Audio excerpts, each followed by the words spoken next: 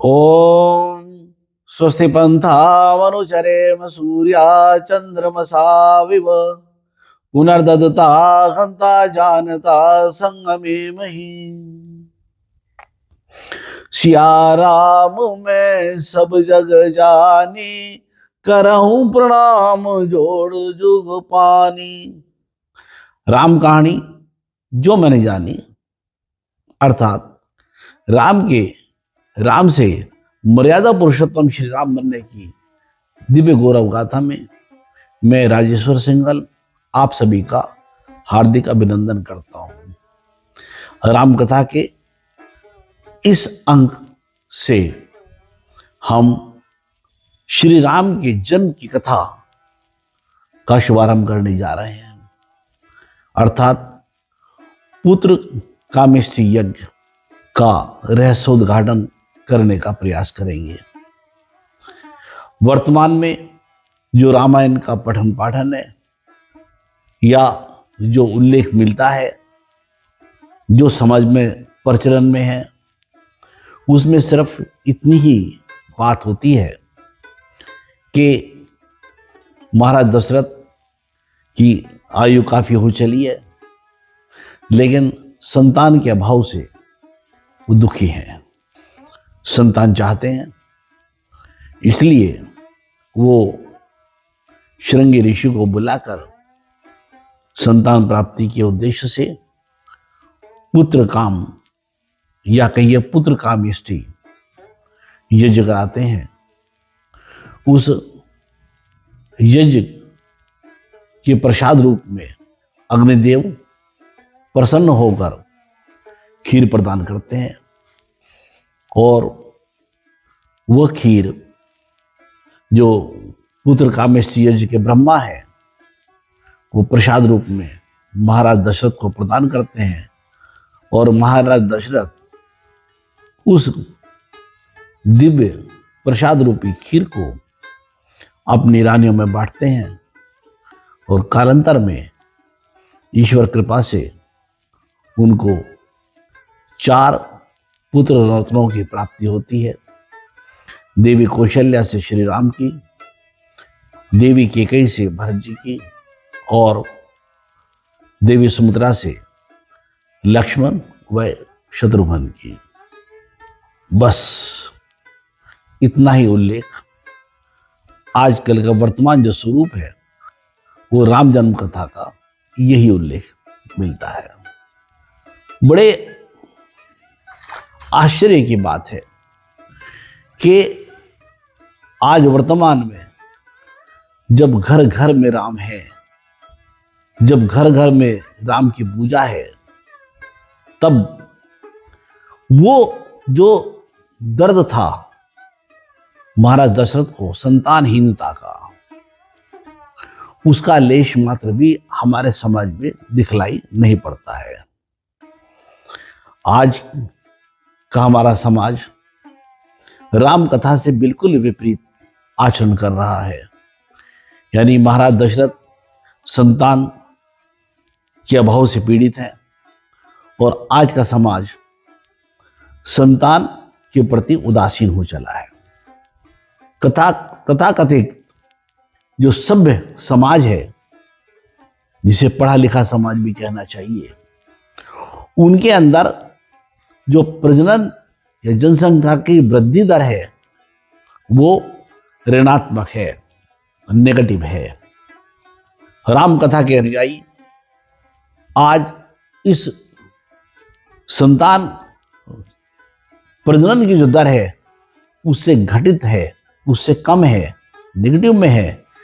क्यों चिंता नहीं करते हैं? इसका क्या कारण आपको भी नहीं लगता कि कहीं ना कहीं हमारे रामायण को समझने में, पढ़ने में कुछ भेद अवश्य है? नहीं तो हमें भी संतान के लिए उतना ही कष्ट क्यों नहीं है जितना कष्ट महाराज दशरथ को है। आज स्थिति ये हो गई है कि एक संतान नहीं तो 2 संतान। हम इस बात को भी भूल गए हैं कि संतान का क्या महत्व है, संतान का क्या कारण है।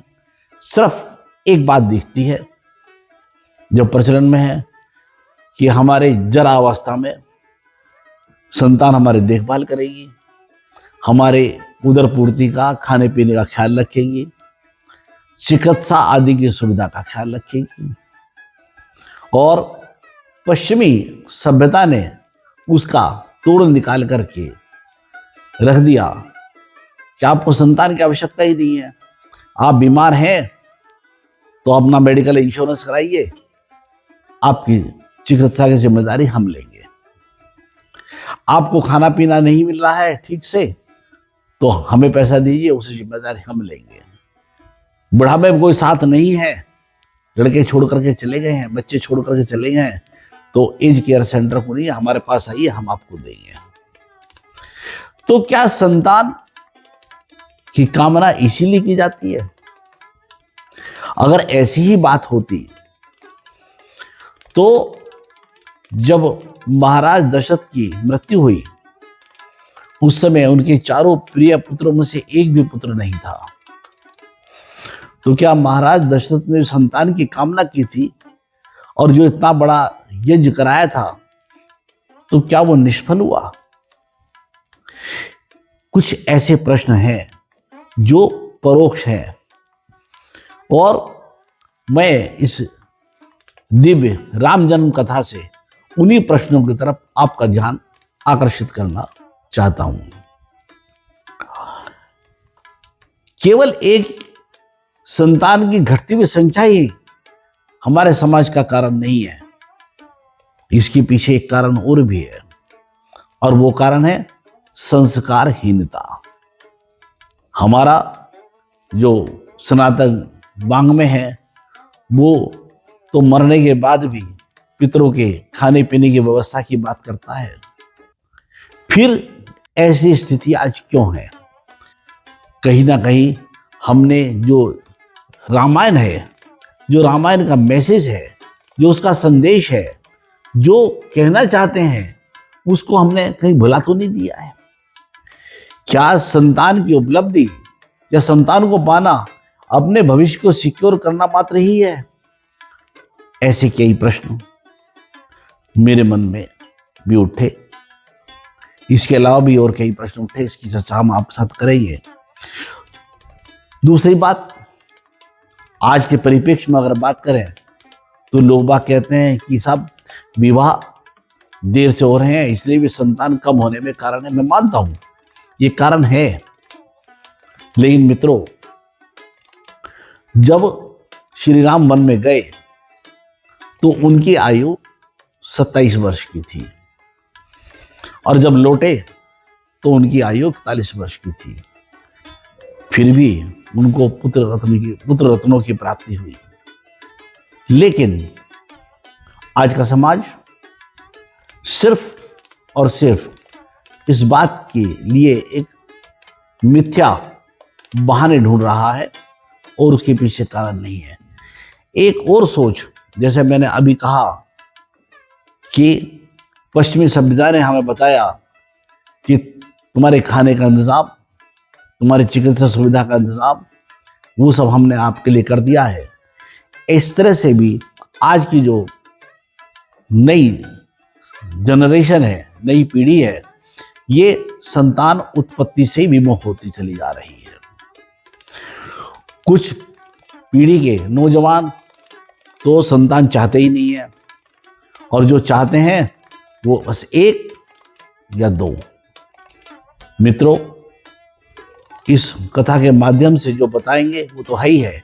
इसके अलावा मैं एक बात बड़ा स्पष्ट कर देना चाहता हूं कि आज हमने अपनी सुरक्षा, जरा चिंतन करें, क्या हमने आज अपनी सुरक्षा को केवल और केवल सरकार के हाथ में तो दे दिया है?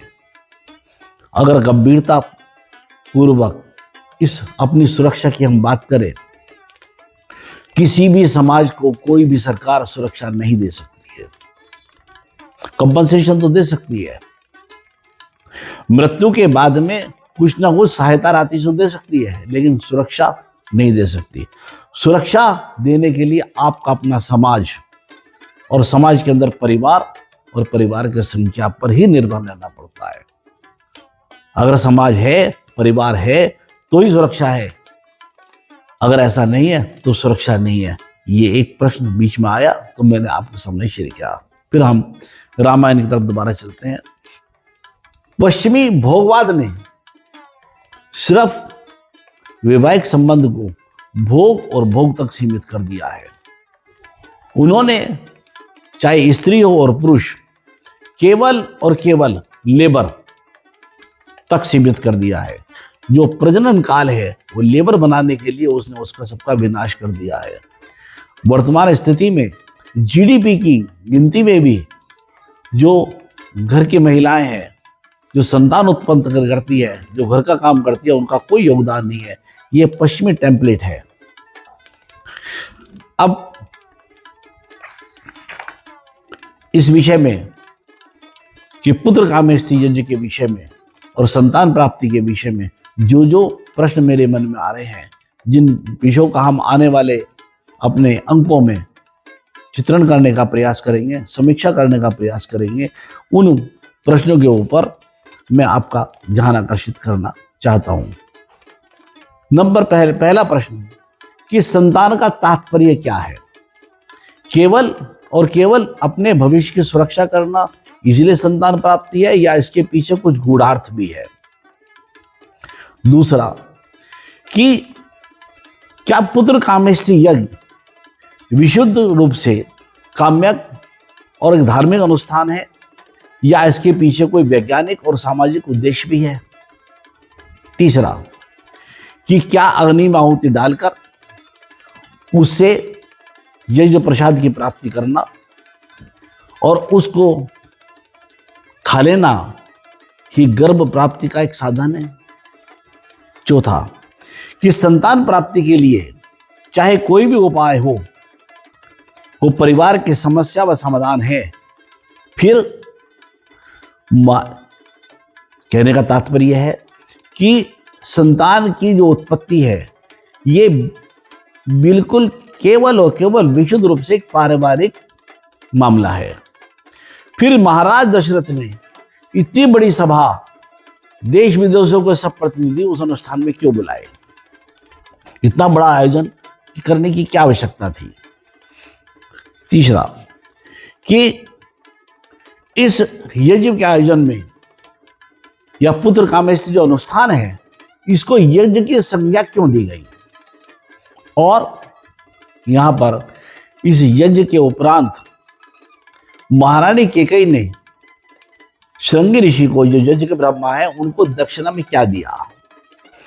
फिर कि क्या पुत्र कामेष्टि यज्ञ या संतान की प्राप्ति की जो इच्छा है वो केवल धनिक वर्ग में ही है?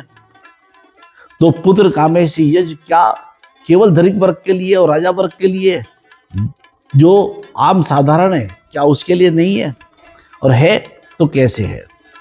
और फिर इस पुत्र कामेष्टि यज्ञ का रहस्योद्घाटन कि क्या कोई हमारी ये गुप्त विद्या है जिसमें कि हम इच्छित संतान को प्राप्त कर सके, जिसमें हम संस्कार युक्त संतान को प्राप्त कर सके?